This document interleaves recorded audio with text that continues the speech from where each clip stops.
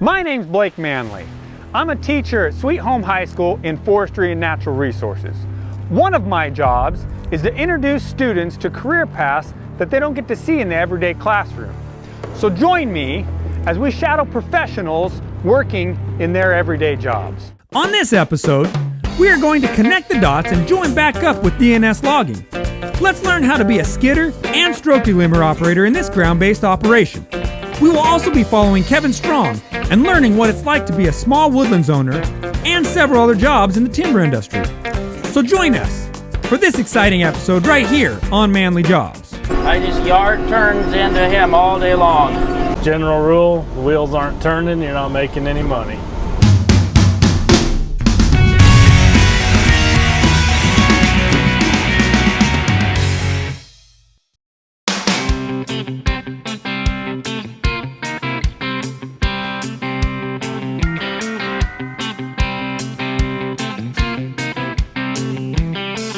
I'm a hard-working man.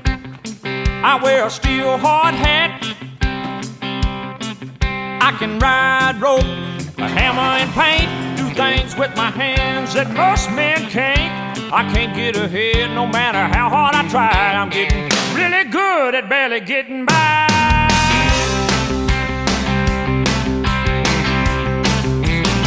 Got everything I own by the sweat of my brow. From my four-wheel drive to my cowboy boots, I owe it all to my blue-collar roots. Feel like I'm working overtime on a runaway train. I got to bust loose from this ball and chain. I'm a hard-working man. I got it all on the line for a piece of the promised land. And I'm burning my candle at both ends. About the only way to keep the fire going is to outrun the wind. So as you see the operation happen, what's one thing that comes to your mind?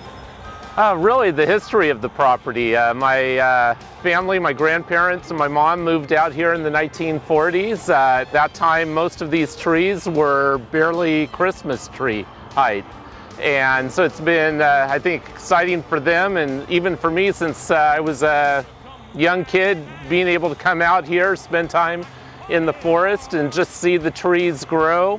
And and this is kind of really the end of one cycle, and we're excited to see that next cycle begin when we get to replant. And during my son's lifetime, he's going to get a chance to see those trees grow and probably get to the same stage again.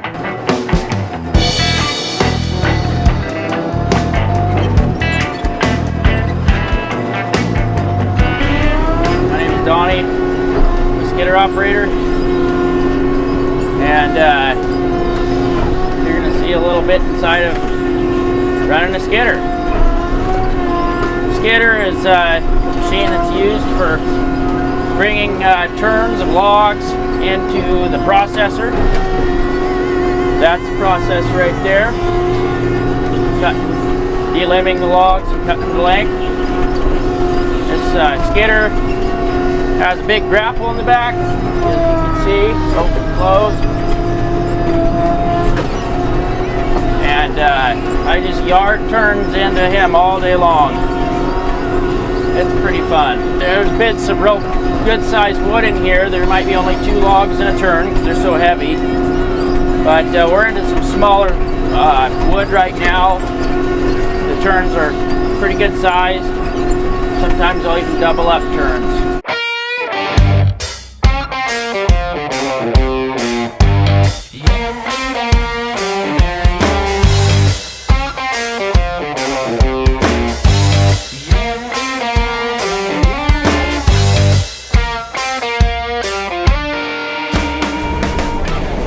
Years ago, I never thought I would be here this long. It was a job and it paid well, so I took it. Consequently, I'm still here.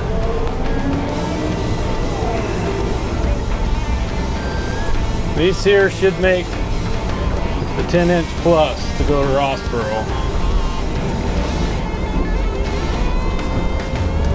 They pay more for a 40-foot log, so we'll try and get them a 40. There it is. A little over 12 inches, 40 feet long.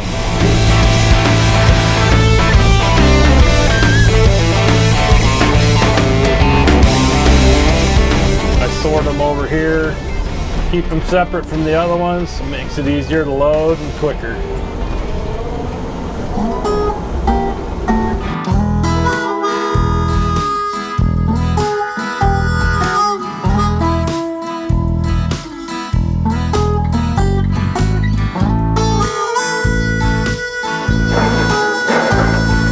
Looking at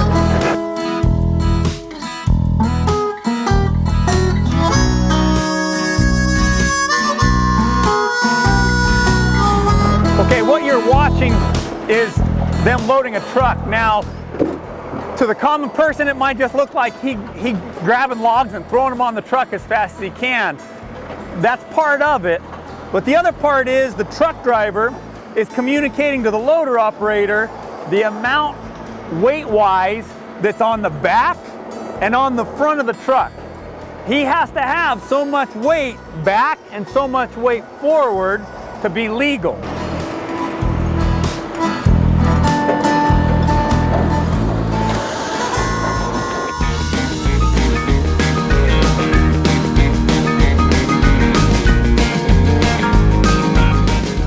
So I grab my turn.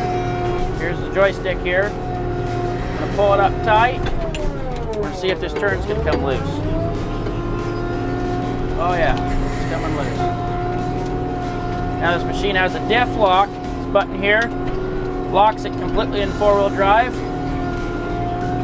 So the front and rear axles all locked up. All four tires are spinning.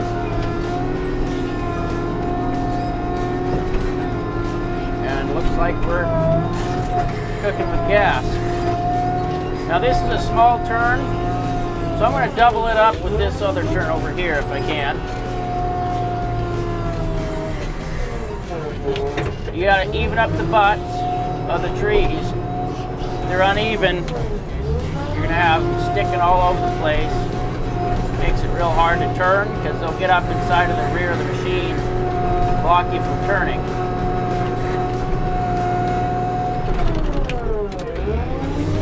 Got those. Now I'm going to take this, turn the logs in, drop it off in the landing.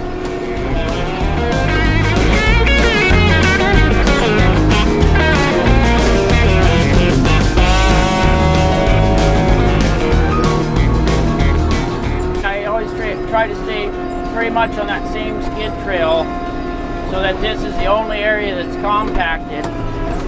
You don't want to have trails running all through your unit. Ground, if it's raining, it'll get muddy everywhere, or it'll compact the ground so hard they can't plant trees when we go to replant. So you always want to let the processor operator know you're coming in. So as you can see, that long boom there can swing right around and clobber your machine. Especially right now, the sun's right in his eyes. Coming in, Frank. So always let them know you're coming in.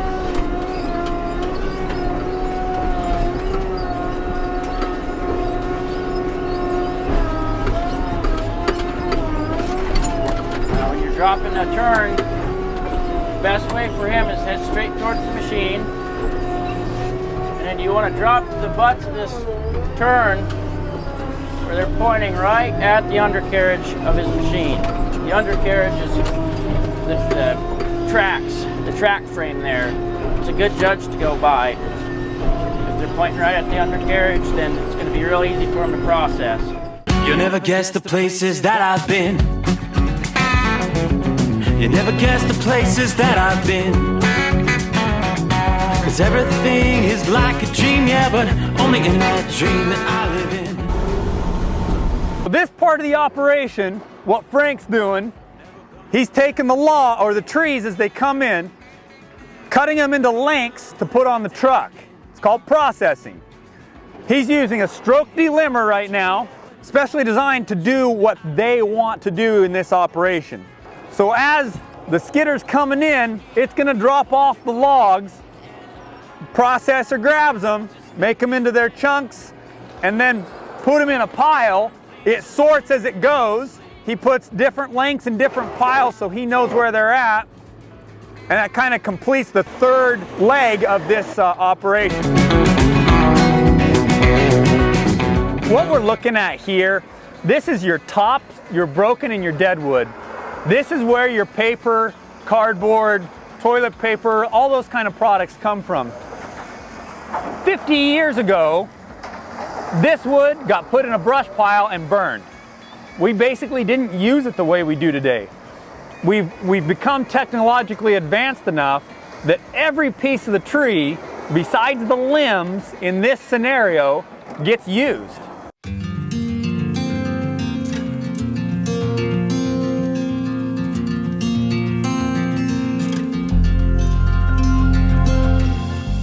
Small woodland owners have multiple facets of what they do. This is a great example. So Kevin, what was this? This was a feeder barn, and my grandpa had cows, and so when I was about my son's age, I remember coming up with my grandpa. We would go inside here, and I'd have about 25 cows all around this, right at my face level, munching on hay, and just one of those good memories that you have as a kid.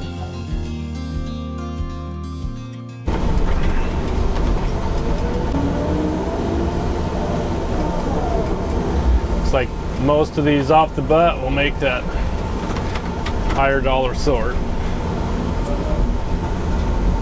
I'll clean this up. It's got a tail on it right there. If I don't take it off, it'll measure from there and my measurement will be wrong.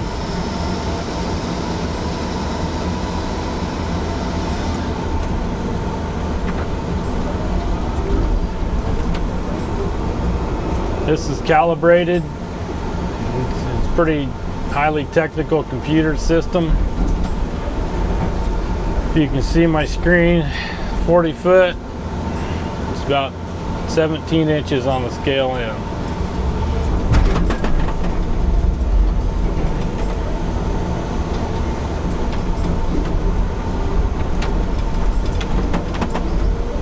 General rule, the wheels aren't turning, you're not making any money.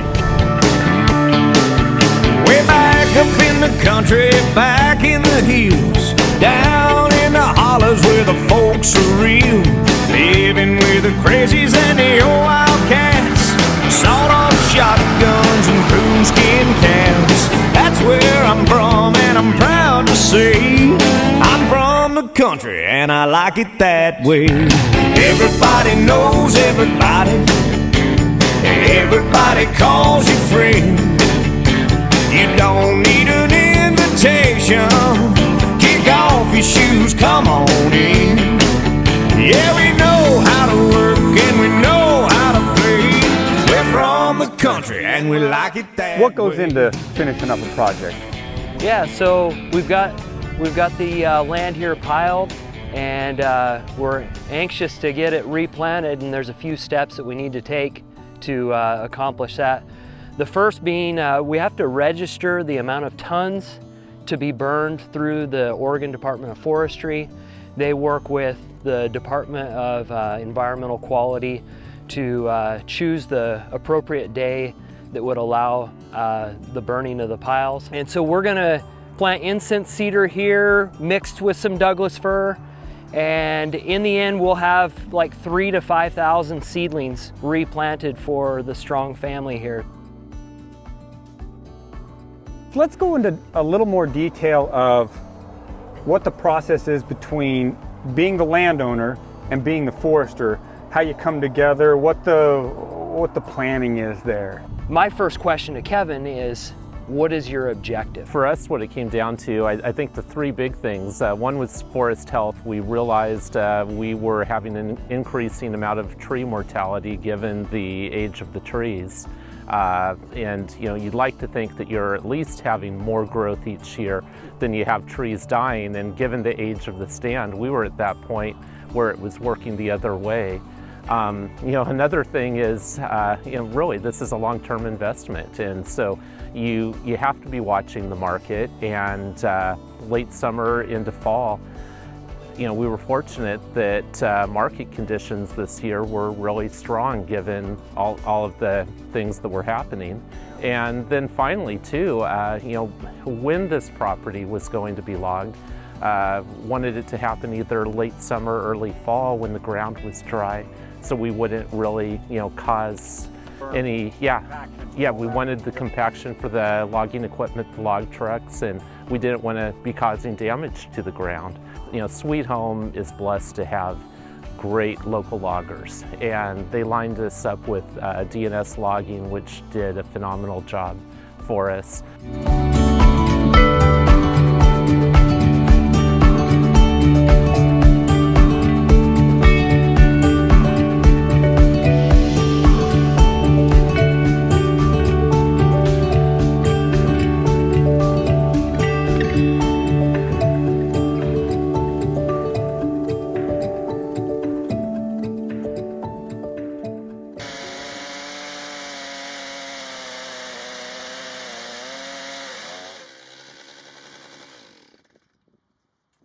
As we bring this episode to a close, ladies and gents, I want you to focus on the 3 different jobs that we looked at.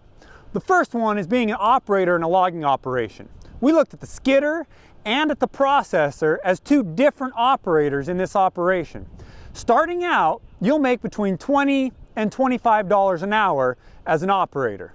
The second job we looked at is a forestry consultant. Mr. Brian Murray came in at the end of the episode, and he showed some of the very basic things he does as a forestry consultant.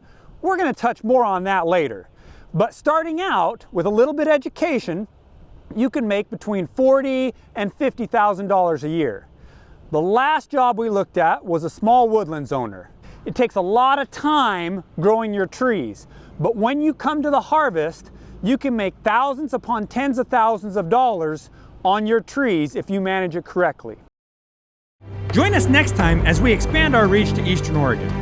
There, we will be learning how to be a machinist following professionals Stephen and Brandon as they give us a glimpse of making their product the best product in the woods.